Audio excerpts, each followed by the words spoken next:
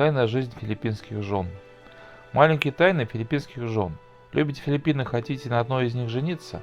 Материал для тех, кто хочет построить отношения с филиппинкой. Интересные моменты из биографии вашей филиппинки. Прочитал забавную историю, как один китаец купил филиппинскую жену и оформил с ней брак, а потом получил полный комплекс культурных проблем. Обращу внимание, азиат не нашел общий язык со своей не менее азиатской женой, которую купил по каталогу, с договором, гарантией замены и все такое. Это к тому, что даже стремление и умение филиппинки быть идеальной женой и покупка жены ничто не спасло брак. Китаец отправлял филиппинку на работу, а та хотела сидеть дома, шуршать по хозяйству. И ко всему незадачливый муж обнаружил, что у его жены на Филиппинах остался муж и ребенок. В итоге китайский гражданин развелся и отправил филиппинку домой, предполагая, что на мужских китайских форумах появился новый страдалец с историей про эти бабы. Однако сегодняшний разговор не про то, что из Филиппинок плохие жены. И я не сдвигаю тему, что нашему мужику с азиатками не построить отношения. О боже, конечно нет. Мы поговорим про нюанс семейного права на Филиппинах. Что стоит знать мужчине, который собирается жениться на филиппинке? Как говорится, про имунитус. Кто предупрежден, тот вооружен. Тайная жизнь вашей филиппинской жены. Изучая статистику разводов в странах Восточной Азии, можно обратить внимание, что по Филиппинам данных нет. Логичный вывод. В этой южной стороне институт брака настолько силен, а разводов так мало, что и говорить особо не о чем. Тем более, что в соседнем не менее традиционном Вьетнаме цифры реально смешные. Там разводится всего 7% пар, что в принципе чуть более статистической прогрешности. Для сравнения, в наших северных краях распадается 7 браков из 10, в смысле 70%. Вива Филиппина, ура филиппинкам, так-то да, но не будем торопиться. На сегодняшний день Филиппины остаются единственным государством-членом ООН, в законодательстве которого нет положения о разводе. Это обстоятельство – прямое следствие колониального прошлого страны. Филиппины долгое время были испанской колонией. 3,5 столетия Испания огнем и мечом причиняла цивилизацию и насаждала демократию. Филиппинцы сопротивлялись демократизации и так и добились свободы от этих ваших европейских ценностей. Но после ухода испанцев католическая религия и основы законодательства остались. В качестве реликта или бонуса решайте сами. Для нас важно, что в католическом праве есть такой чрезвычайно коммунистический принцип. Развод возможен только по смерти одного из супругов. В Европах во времена охоты на ведьм проблему токсичного брака можно было решить просто. Муж доносил на жену в инквизицию. Мол, та занимается непотребством, читает теории Дарвина, говорит про какие-то права, да и вообще верит, что земля круглая, а не плоская. Короче, с ума сошла, и надо поскорее бесов из нее сгонять. Понятно, что если вопрос должным образом смазать, то колесо инквизиции повернется в нужную сторону. Бесы будут найдены и уничтожены. Жена отправится в лучший мир, а муж вернется к радостям холостяцкой жизни или найдет себе новую жену. Расторжение и аннулирование брака. Конечно, в католическом праве есть процедура аннулирования брака. Все-таки не звери. Что по смыслу вроде похоже, но суть совершенно иная. Если брак расторгнут, муж и жена расходятся.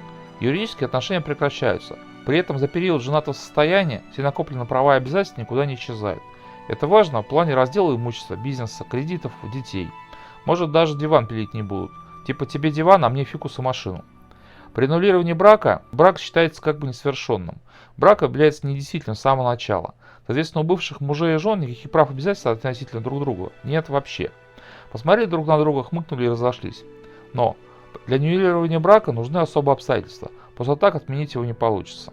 Отсылка к католическому праву важна. Филиппины являются религиозной страной. Фактически 100% населения принадлежит тем или иным конфессиям. 80,6% католицизм, 5,6% ислам. Но так и развод на Филиппинах допустим. Правда, не для всех. Развод возможен для мусульманской части населения, тех самых 5,6% филиппинцев. Это в смысле, если вы не филиппинец, а слова шариатское право вас только лишь пугают, тогда даже не мечтайте. Для всех остальных исключительно аннулирование брака. Логично, что возникают вопросы дележки прав и обязанностей. Как быть с кредитным байком, как делить совместно купленный плазменный телевизор, что делать с подаренным мужем жене телефоном. Брак аннулируется, но мир-то современный. А потому процедура аннулирования брака по-инквизиторски сложна и мутна. И затратна, примерно 3-4 тысячи долларов. Что как раз годовая зарплата среднестатистического филиппинца. Теперь понятно, почему на Филиппинах так мало разводов. Обеспеченные люди, конечно, найдут нужную сумму. Им есть что делить, ради чего отменять. А вот простые смертные проблемы токсичных браков решают просто. В ужасе разбегаются в разные стороны, живут как будто ничего и не было. При этом де юре семья сохраняется. А затем статистика не портится разводами. Главное, чтобы на бумаге все было красиво, не так ли? Теория и практика филиппинского семейного права. Согласно филиппинским законам, их семейное право действует в случае, когда филиппинец или филиппинка оформляют свои отношения за границей с негражданами Филиппин. На Филиппинах при действующем браке нового не заключить. Аннулировать брак дорого и сложно. Потому филиппинцы просто расходятся и делают вид, что никакого брака и нет. Хотят с кем-то жить вместе, вот вам сожительство. Но вот филиппинки заходят на международный сайт знакомств, где их встречают с распростертыми объятиями. Нет денег аннулировать брак дома, женщина выходит замуж в другой стороне. А что не нарушает закон родного государства и религии? Ну, взрослые же люди. Зачем дома об этом на каждом углу не рассказывать? Мы как-то привыкли, что обычно многоженцами становятся мужчины. А если многократно замужняя женщина? Многомуженица? Или как это правильно обозвать? У нас слова такого нет. Как все описанное выглядит на практике, мы видим по истории нашего китайского товарища. Ребенок отдается кому-то за родных, а семья на Филиппины большие. Домой отсылаются денежные переводы. Про нюансы биографии можно просто молчать. Если не сказал, вроде не сорвало, не так ли? Стоит понимать, что Филиппины – патриархальное общество, в котором ранние браки – норма.